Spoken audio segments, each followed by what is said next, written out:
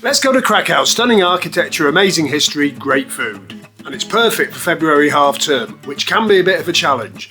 How did we do it? How much did it cost? Stick around to the end and we'll tell you how.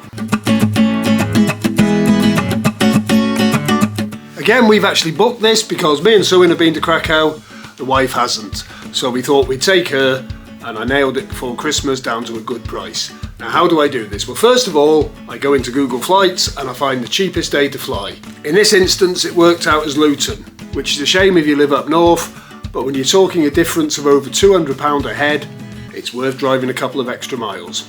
Once I'm armed with those dates, I bang them into Expedia and see what it comes up with for accommodation. In this instance, we've ended up in the Daniel Griffin aparthotel by Artery Hotels. I've picked this because what I find with Krakow is triple rooms aren't that common, and there's 3 of us. So the aparthotels give you that little bit more option. Now, if I hadn't been there before, I'd be looking on the map and looking at location. This is just on the outskirts of Planty Park. Planty Park is a circular tree line around the centre of the old town where most of the activity is. It just so happens it's just around the corner from a hotel we stayed in last time we went, so we know the area. It is cracking. It's really close to a tram line for getting out to other places and walking distance from everything else. And that's important on a holiday, the location. I know from experience you can get into this on public transport from the airport, so no Ubers, and it's walking distance from most of the pickup points. Now, Krakow is full of amazing things to do without spending a fortune. You've got the Wawel Castle, you've just got taking in the vibe. It's the oldest market square in Europe and the biggest. You've got the food, the pierogi's amazing. You've got to try them at least once, but you've also got some more up-to-date stuff like Hard Rock Cafe. Things to do, you've got the Oscar Schindler factory, that's amazing. You've got the Jewish district, the food there is unbelievable. It really is like walking back to late 1930s Poland. And of course, if you're up for it, there's the Auschwitz-Birkenau Museum. We've done it before, but because the wife hasn't done it, we're going to do it again. If you're worried it's going to be too upsetting, it's moving, but I wouldn't say it's overly upsetting, or maybe I'm just hard-hearted.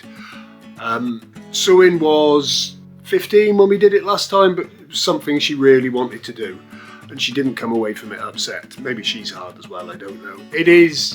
I think it's something everyone should do at least once in their life if they get the chance. So let's break it down. I haven't got the footage of me booking this because I've already booked it, but I can tell you the whole package came in at £281, so that works out as £74 a person. That's unbelievable. Bear in mind this is half term. I mean, half term, it's always going to take your pants down then. But we booked this back in November. I've got a sneaky feeling it'll be a little bit more expensive now. So again, this is why I've always said, keep a notebook. Every time you find something you like the sound of, jot down the date you found it and jot down the date. You'll get a feel for what sort of time period you need to be looking at. Well, thanks ever so much for watching. There'll be another one out in a couple of days and there'll be a weekly one. This week's is all about my technique. So go to Krakow. I'm going to.